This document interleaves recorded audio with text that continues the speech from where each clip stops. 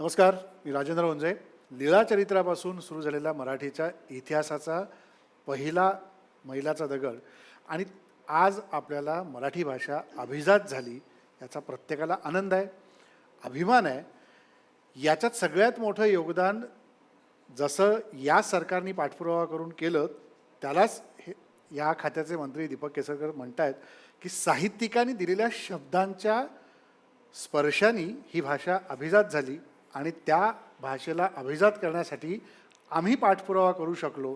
त्यामुळं श्रेय त्यांचं आहे आणि कर्तव्य आमचं आहे. या दोन गोष्टीतनं त्यांनी ही खरी अभिजात भाषेचा दर्जा मिळवून देण्यासाठी केलेला प्रयत्न सार्थकी झाला. आज आपण या कार्यक्रमामध्ये शालेय शिक्षण मंत्री, मराठी भाषा विभागाचे मंत्री आणि सोबतच मुंबईचे पालकमंत्री म्हणून दीपक केसरकर साहेबांना आमंत्रित केलं आहे. सर, स्वागत तुमचं मनापासून.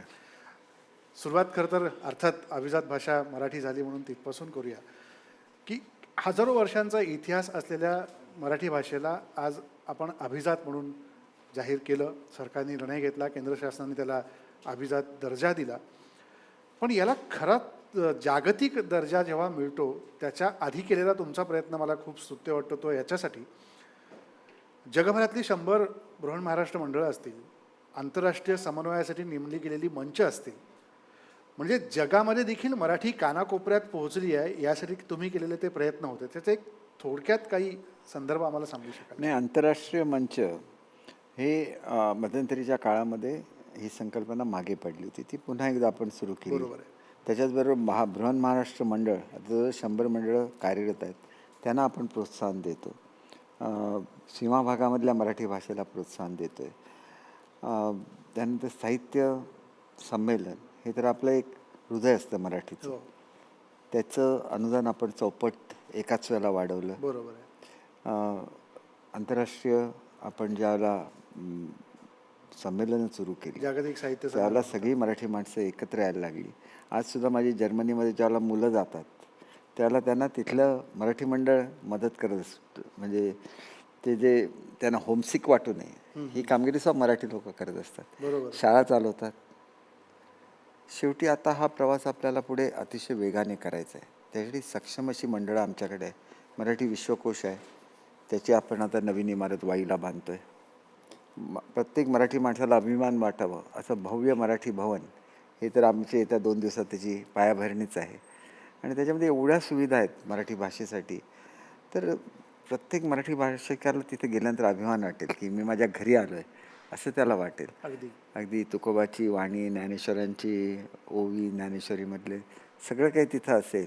आणि एक आगळंवेगळं असं टेक्नॉलॉजी आणि साहित्याचं आपल्यातलं वैभव हे दोन्ही त्यांना तिथं बघायला मिळेल.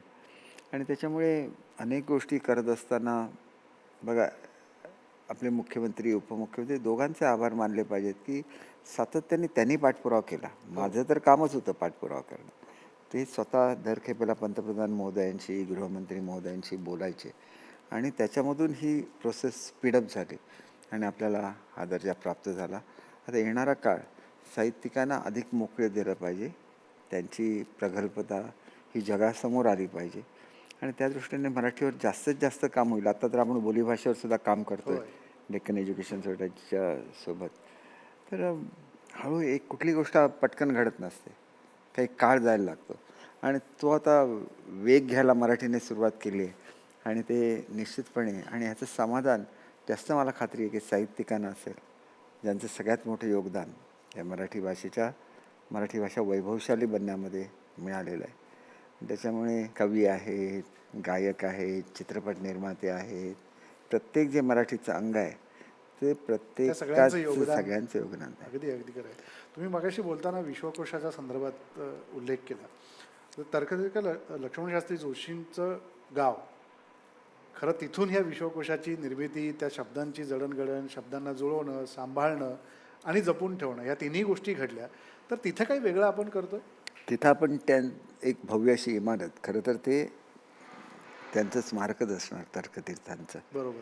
वाईला. आणि विशेषतः मी त्यांना सांगितलं आहे आमच्या टीमला की तुम्ही नदीच्या काठावर हे घ्या, मुलांना येऊन दे ते सगळं बघायला, मुलांच्या ट्रिप्स येऊन दे, कारण आतापर्यंत एवढ्या वर्षानंतरसुद्धा विश्वकोश भाड्याच्या इमारतीमध्ये, हो. तो स्वतःच्या भव्य इमारतीमध्ये जाणं हे स्वप्न आहे. जसं मराठी भाषा भवन बनवतो आहे, साहित्यिक भवन बनवतो आहे, जिथं साहित्यिकांची राहण्याची सोय असेल, तसंच आपण इथं सुद्धा एक चांगलं असं स्मारक हे उभं राहील याची मला खात्री आहे. बिलकुल. कारण याच्यामध्ये सुरुवात जेव्हा मराठी विभागाकडनं झाली ती साताऱ्यामध्येच भिलारला पुस्तकांच्या गावापासून झाली. हो. पण तुमच्या संकल्पनेमध्ये पण बरंच काही आहे की कवितेचं गाव करायचं आहे, फुलपाखरांचं गाव करायचं आहे. तर याच्यामध्ये काय तुम्ही उद्दिष्ट ठेवलं की साहित्य पुढे गेलं पाहिजे, साहित्यिक जोडले गेले पाहिजेत आणि साहित्याला अभ्यासणारे विद्यार्थी जोडले गेले पाहिजेत. काय नेमकं? नक्की बघा कसं आहे की आपण पर्यटक म्हणून जातो त्यावेळेला आपण काही पुस्तकं बरोबर घेऊन जात नाही. बरोबर. तिथं आलेल्या पर्यटकांना सुद्धा ती वाचता आली पाहिजेत पुस्तकं, आणि तो एक ठेवा आहे आपला, तो जगासमोर गेला पाहिजे. तर अगोदर आमचा निर्णय हा 6 गावांमध्ये पुस्तकाचं गाव, आता आम्ही प्रत्येक जिल्ह्यामध्ये एक पुस्तकाचं गाव करण्याचा निर्णय घेतलेला आहे. अरे वा. पहिलं कवितांचं गाव हे कविवर्य मंगेश पाडगावकरांचं वेंगुर्ला हे पहिलं कवितांचं गाव होणार आहे. तुमच्याच गावी तुम्ही तेच. हो, सुरू केलेलं आहे. आणि त्याच्यामुळे हळूहळू सगळं चांगलं होईल. सुरुवात तर केली आहे बोलीभाषेची, जसं मी सांगितलं सुरुवात करायला लागते. त्याचं ज्यावेळेला बोलीभाषेची गोडी ही सगळ्यांना हळूहळू कळायला लागेल. त्या लोकांना तर त्याची गोडी असतेच, बरोबर. परंतु इतरांना सुद्धा बोलीभाषा म्हणजे काय ते समजायला लागेल. आणि दुसरं, याचा उपयोग शिक्षणामध्ये फार होत असतो. जसं आपण विश्वकोशाचा उल्लेख केला, तर आज आपण जे इंजिनिअरिंगचं शिक्षण मराठीमध्ये देऊ शकतो, कारण ते शब्द आपल्याकडे उपलब्ध होय. आहेत. आणि चंद्रकांत दादांचं कौतुक केलं पाहिजे, त्यांनी ताबडतोब इंजिनिअरिंग मराठीमध्ये केलं आणि लवकरच मेडिकल एज्युकेशनसुद्धा मराठीमध्ये होणार आहे. जगभरातली लोक आपल्याच भाषेत शिक्षण घेत असतात, फक्त भारतामध्येच आपल्याला इंग्रजी एवढं का महत्त्वाचं वाटतं मला कळत नाही. म्हणजे मंडळी मला सांगायला आवडेल की या खात्याला म्हणजे शालेय शिक्षण असेल किंवा मराठी भाषा खात्याला दीपक केसरकर हे असे मंत्री आहेत जे संयमी आहेत, शांत आहेत, पण जी गोष्ट घडायला नको ती घडली हे दिसली तर देखील त्याला स्वीकारून दिलगिरी व्यक्त करणं हे व्यक्तिमत्व फार निराळं असतं राजकारणात, जे मी फार जवळून तुम्हाला अनेक वर्षांपासून पाहिलेलं आहे. पण याच्याबरोबर तुम्ही शालेय शिक्षण विभाग देखील सांभाळत आहे. शालेय शिक्षण विभाग सांभाळत असताना पुन्हा मराठी भाषेशी जवळ येणारा प्रश्न काय येतो की मराठी भाषा अभिजात झाल्यानंतर महाराष्ट्रातल्या बऱ्याच मराठी शाळा बंद पडत आहेत, अनेक शाळा इंग्रजी माध्यमांकडे वळताना दिसत आहेत. तर मग त्या शाळांच्या अस्तित्वासाठी आपण काय एक वेगळं नियमावली करणार आहोत का? जे CBSEचं शिक्षण आहे हे आपण मराठीत द्यायला सुरुवात हो. करणार आहोत. त्याच्यामुळे मुलं आपोआप आपल्या मराठी शाळांकडे येतील याची मला खात्री आहे. आणि एक गोष्ट आपण लक्षात घेतली पाहिजे की प्रत्येक गोष्टीची एक क्रेज येण्याचं युग असतं. तसे सध्या इंग्रजीची क्रेज आहे. हो. पण इंग्रजी इंटरनॅशनल कम्युनिकेशन लँग्वेज आहे. ती कुठल्याही म्हणजे 4-5 देश सोडले तर जगभरामध्ये इंग्रजी बोलली जात नाही. प्रत्येक देश आपल्या भाषेमध्ये बोलतो. जर्मनीमध्ये लँग्वेजमध्ये बोलणार, फ्रान्समध्ये फ्रेंच लँग्वेज चालणार, इटालीमध्ये इटालियन बोललं जाणार, पोर्तुगीज लँग्वेज अनेक देशांमध्ये बोलली जाते, स्पॅनिश बोलली जाते. हे सगळं जगभरामध्ये आपल्या मुलांना हे कधी कळतच नाही.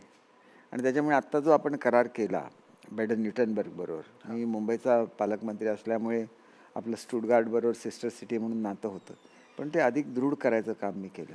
त्यांना मॅनपॉवर आपण पुरवणार आहोत. सर्वात जर तरुण देश भारत असेल तर त्यांचं जे मोदी साहेबांचं स्वप्न आहे स्किल्ड इंडियाचं, ते आपण पूर्ण केलं तर जगावर राज्य आपल्याला करता येईल प्रेमाने. खरं आहे. मॅनपॉवर आपण जगाची आपण देऊ शकतो. आणि इथं ज्या मुलाला 20,000 रुपये पगार असतो, त्यांना जर्मनीला जिथं आम्ही करार केलेला आहे तिथे त्याला 3 लाख रुपये पगार असतो. It is just uncomparable. Correct.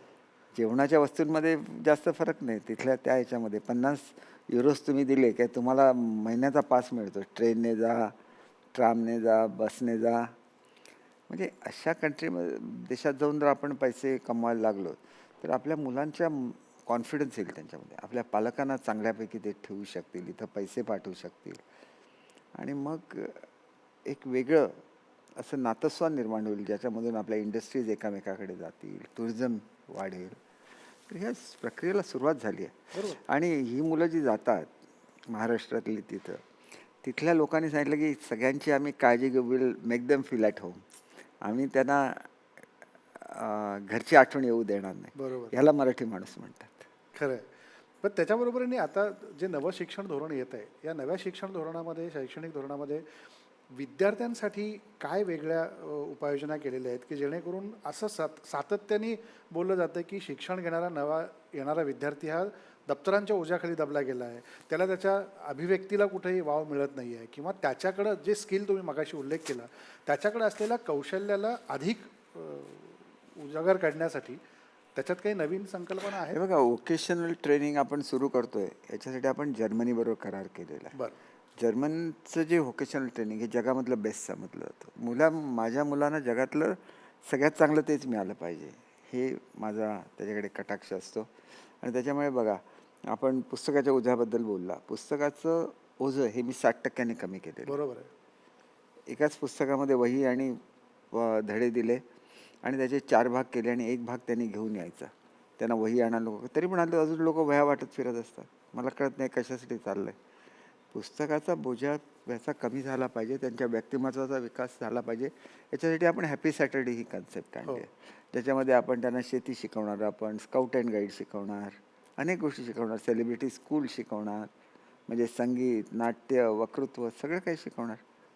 आणि 12वी झालेला माझा मुलगा, ज्याने व्होकेशनल ट्रेनिंग इंटरनॅशनल ग्रेडचं घेतलेलं आहे, तो थेट नोकरीला लागला, त्या पालकांना किती आनंद होईल. हो. ते करण्याचा माझा प्रयत्न आहे आणि त्या प्रयत्नाचं मी बीज रोवलेलं आहे. पुढे कोण असतं हे काय सांगता येत नाही याच्यामध्ये. त्याचा वटवृक्ष व्हायला वेळ लागणार नाही, परंतु कोणीतरी हा विचार रुजवायला पाहिजे होता. आज ज्युनियर सिनियर KG करत असताना आम्ही ते एवढं व्यवस्थित केलेलं आहे की बघा, आपल्याला रस घ्यायला लागतो, या गोष्टींवर रस घ्यायला लागतो. आणि मी नेहमी एक तत्त्व पाळलेलं आहे की अगोदर शिक्षकांचे प्रश्न सोडवायचे. त्याच्यामुळे खूप प्रश्न सोडवण्याचा मी प्रयत्न केला. 66,000 शिक्षकांना टप्पा अनुदानावर आणलं, 30,000 शिक्षकांची भरती केली, केंद्रप्रमुखांच्या भरतीला सुरुवात केली, असे असंख्य सांगता येईल. आमच्याकडे जॉईंट डायरेक्टर नव्हते, आता त्यांना डेप्युटी डायरेक्टरना प्रमोशन देऊन जॉईंट डायरेक्टर करतो. पण हे करायला लागतं, कोणीतरी करायला लागतं. खरं. आणि ते करण्याचा प्रयत्न केला. तो काय परिपूर्ण अशातला बिलकुल भाग नाही, परंतु अजिबात काय घडत नव्हतं. म्हणजे घडत नव्हतं, मी प्रत्येकाने आपल्यापरीने केलेलं आहे. ते घडवण्याचा प्रत्यक्षात काही येत नव्हतं, ते तुम्ही आणण्याचा निश्चित प्रयत्न केला. प्रयत्न केलेला आहे.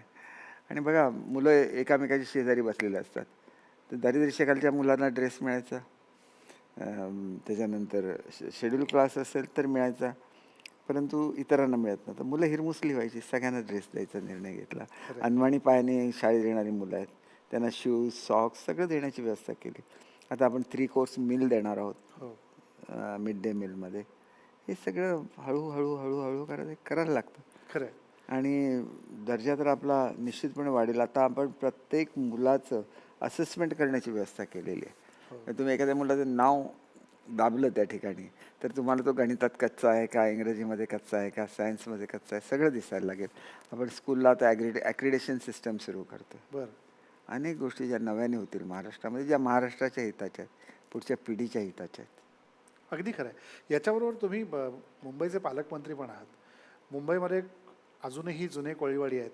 त्या कोळीवाड्यांच्या पुनरुज्जीवनासाठी देखील तुम्ही प्रयत्न करताय आणि कोळीवाड्यातलं जे ऐतिहासिक सौंदर्य आहे त्याच्यासाठी देखील तुम्ही काही गोष्टी करताय. आपण बघा, आता सगळे कोळीवाडे पेंट केलेले असतात, गव्हर्नमेंटने पेंट केलेत. हो.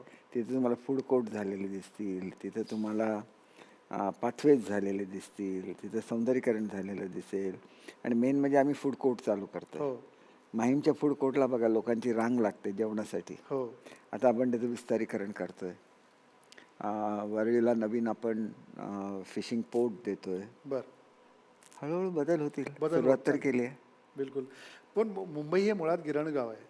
तर गिरणगावामध्ये अनेक जुन्या चाळी आहेत, जसं गिरगावामध्ये असेल, चिरा बाजारातलं असेल, कामाठीपुऱ्यातलं असेल.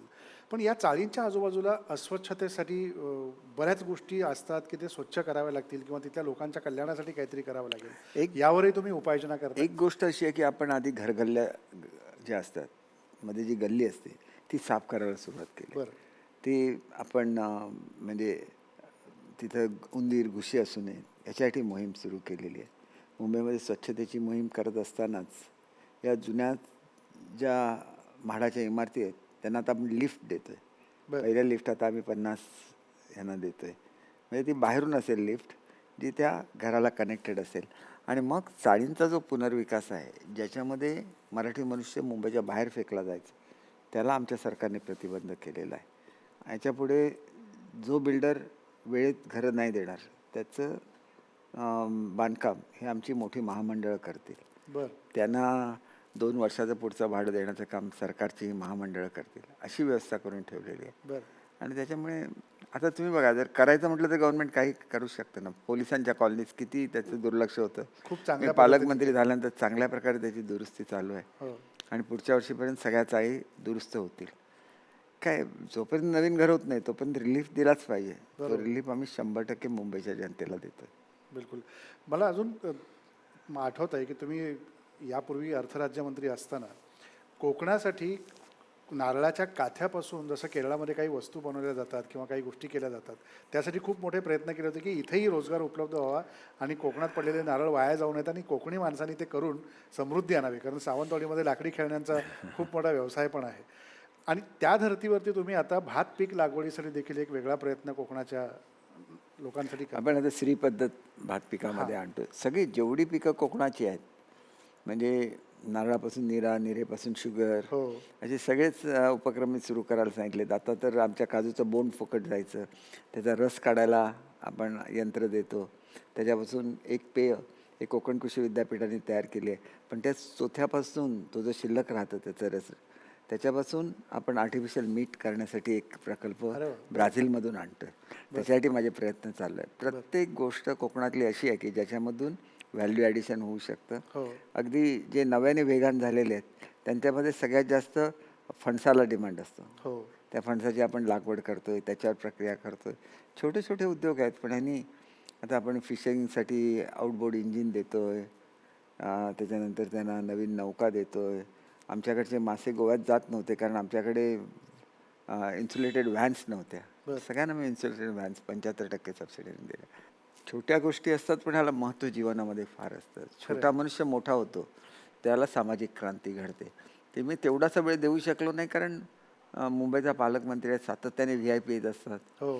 आधी हा अर्धा वेळ हा VIPंचं स्वागत करण्यामध्ये जातो मुंबईला. पण मुंबईमध्ये खूप चांगल्या गोष्टी केल्या आहेत. म्हणजे मुंबादेवीला आपण कॉरिडॉर तयार करतोय, महालक्ष्मीला कॉरिडॉर तयार करतोय, त्याच्यानंतर सिद्धिविनायकला कॉरिडॉर तयार करतोय. हे सगळं घडतंय आणि मुंबई बदलते. तुम्ही बघाल की कोळीवाड्यामध्ये पर्यटक रांगा लावतात. बिलकुल.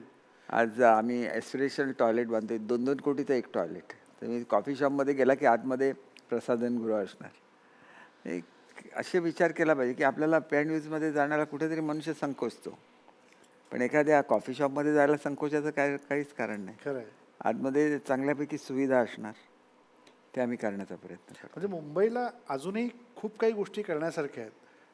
त्या तुमच्या मनात अजून कोणत्या आहेत की तुम्ही ह्या गोष्टी करण्यासाठी इच्छुक आहात पालकमंत्री म्हणून? मला वाटतं की दुबईच का लोकांनी बघावी, मुंबई का बघू नये. वा. एवढं माझं ध्येय आहे की एक दिवशी पर्यटन केंद्र झालं पाहिजे, जसं दुबई आहे तसं. बरं. दुबईला जर लोक येतात, मुंबईला सुद्धा शॉपिंगला आले पाहिजेत, मुंबईला एन्जॉय करायला आले पाहिजेत, मुंबईचं स्ट्रीट फूड त्यांनी खाल्लं पाहिजे. त्याच्या जसं कोळीवाड्यामध्ये करतोय तसं युरोपमध्ये जशी टेबल खुर्च्या ठेवल्या जातात तसं सुद्धा मी मुंबई महापालिकेला सांगितलं आहे, रात्री 10 नंतर लावायला द्यायचं महिलांनी आपला स्वयंपाक. कारण त्यांच्यामध्ये जे स्किल आहे, भारतीय पदार्थांची जी रुची आहे, जगभरातल्या कुठल्याही तो पदार्थात आस्वाद बघितलं नाही. प्रत्येक नागरिकाला मिळाला पाहिजे. मिळाला पाहिजे आणि पर्यटकांना सुद्धा मिळाला पाहिजे खरं आहे. आणि इकॉनॉमिकल ग्रोथ झाली पाहिजे मुंबईची. GDP वाढला तर तो अधिक पद्धतीने. आपण ह्यांच्यासाठी सुद्धा जसं न्यूयॉर्कमध्ये सकाळची वाला सिटी बस जाते, सिनियर सिटीजनला घेऊन येते, तो कन्सेप्ट सुद्धा आपण राबवतोय, डे केअर सेंटर म्हणून. बरं. काय बघा, शेवटी लिमिटेशन असतातच काम करत असताना, खरं आहे. पण त्याच्या पुढे जाऊन आपण काम करण्याचा प्रयत्न करतोय. मुख्यमंत्री महोदयांच्या आणि उपमुख्यमंत्री महोदयांच्या माध्यमातून कॉन्क्रीट रोड होत आहेत, ब्युटिफिकेशन चाललेलं आहे, किती गोष्टी. अगदी तुम्ही JJच्या फ्लायओव्हरच्या खाली डबल डेकर बसमध्ये आपण कला केंद्र म्हणजे आर्ट गॅलरी उभी केली आहे. हो. मुद्दाम जाऊन बघा. हो. छोट्या छोट्या गोष्टी आहेत, पण महत्त्व आहे. पिंक टॉयलेट्स ते ह्याला वेग दिलेला आहे. म्हणजे मुंबई बदलणार 100%. कोस्टल रोडच्या बाजूचं गार्डन आहे, त्याचं प्लॅनिंग मी अतिशय सुंदर करायला सांगितलं आहे. अंडरग्राऊंड ॲक्वेरियम आपण बनवतो आहे मुंबईमध्ये. अरे वा. म्हणजे मुंबई ही मुंबई आहे. खरं आहे. आपण सगळ्यांनी मिळून त्याला टॉप बनवलं पाहिजे. मुंबईलाची पास्ट ग्लोरी आहे ना, ती रिस्टोर केली पाहिजे. अगदी खरं आहे. म्हणजे मुंबईला त्याचा वैभव पुन्हा प्राप्त झालं पाहिजे. प्राप्त झालं पाहिजे. मला एक शेवटचा प्रश्न विचारायचा आहे की कोकणामध्ये जसं मुंबईमध्ये पर्यटक येतात तसंच कोकणच्या किनारपट्टीचं सौंदर्य हे परदेशातल्या किनारपट्टीपेक्षाही सुंदर आहे. सुंदर. म्हणजे आरेवारेचा किनारपट्टी घेतली, मालवणमधली किनारपट्टी घेतली, वेंगुर्ल्याची किनारपट्टी घेतली, तर हे खूपच सौंदर्यस्थळ आहेत. याच्यासाठी पर्यटक अधिक यावेत हा एक भाग. आणि जसं तुम्ही आत्ता काही कोकणातल्या लोकांना वेगवेगळे उपक्रम देऊन त्यांना व्यवसाय कुशल बनवताय, तर त्याच्याकरता काही वेगळे प्लॅन्स तुम्ही केलेत का? नाही, आपण एक गोष्ट लक्षात घेतलं पाहिजे की ज्या क्षेत्रामध्ये जे पिकतं त्याच्यापासूनच आपण काहीतरी केलं पाहिजे. खरं. आणि पर्यटकांना बघा, आता मी जवळजवळ 150 लोकांना स्वतःची छोटी छोटी हॉटेल्स देतोय, म्हणजे 4 रूम्स आणि एक रेस्टॉरंट, आणि ते त्यांनी चालवावं. हां. म्हणजे त्यांचं ते केलेलं जेवण, परंतु प्रत्येक रूम ही इंटरनॅशनल स्टँडर्डची असली पाहिजे. म्हणजे 150 गुणिले 4 600 रूम, म्हणजे एका 5 स्टार हॉटेलपेक्षा जास्त रूम 2-4 महिन्यामध्ये क्रिएट होतील. त्याच्यासाठी आपण बांधण्याची टेक्नॉलॉजी जर्मनीमधून आणलेली आहे. बरं. हे घडतंय. तो ज्यावेळेला भूमिपुत्र मालक होईल त्यावेळेला कोकणाचं चित्र पालटेल. अगदी खरं. तो आज 500-1000 रुपयांनी 2000 रुपयांनी रूम देण्याचा विचार करतोय, त्याची रूम ज्यावेळेला 5-10 हजाराने खपेल त्यावेळेला समृद्धी त्याच्या घराघरामध्ये येईल. अगदी आणि मग कोकणाला लँडस्केपिंगची गरज नाही, निसर्गाने ते लँडस्केपिंग दिलेलं खरं आहे. आहे. निसर्गाने वनसंपत्ती दिलेली आहे, निसर्गाने सुंदर नद्या दिलेल्या आहेत, सुंदर समुद्रकिनारे दिलेले आहेत, आणि तेवढीच गोड माणसं सुद्धा दिलेली हो, आहेत. हो. एक गोड माणूस आम्ही अनुभवतोय. त्यामुळे मी एवढा गोड नाही, पण कोकणातली माणसं आतून खूप गोड असतात, खरं आहे. खूप म्हणजे प्रेम करतात. हे आणि हे तुमच्या कामातनं प्रत्येक गोष्टीतनं जाणवतं की तुम्ही ते कशा पद्धतीने मधाळपणे ही सगळी कामं पार पाडता. म्हणजे आपण बघितलं की आत्ता मराठी भाषा विभाग असेल, शालेय शिक्षण विभाग असेल, किंवा मुंबईचे पालकमंत्री म्हणून दीपक केसरकर साहेबांनी जे काम केलं आहे, अजूनही खूप गोष्टी त्यांच्या नजरेच्या टप्प्यात आहेत. निश्चितपणे त्या भविष्यातही पूर्ण होतील आणि मुंबईचं पूर्ववैभव प्राप्त करून देण्याचं त्यांची हे मानस आहे, तोही मानस पूर्ण होईल. ही स्तुत्य उपक्रम असे सगळे त्यांनी राबवलेले आहेत. तुम्ही खूप छान माहिती दिली या कार्यक्रमात येऊन, आणि कोकणापासून ते मुंबईतलं सेंटर कोकणाचं इथपर्यंत सगळ्या विकासाची गंगा वेगवेगळ्या योजनांच्या माध्यमातून तुम्ही पोहोचवली. त्याबद्दल तुमचे खूप मनापासून आभार. थँक्यू. धन्यवाद. आभारी. धन्यवाद. नमस्कार.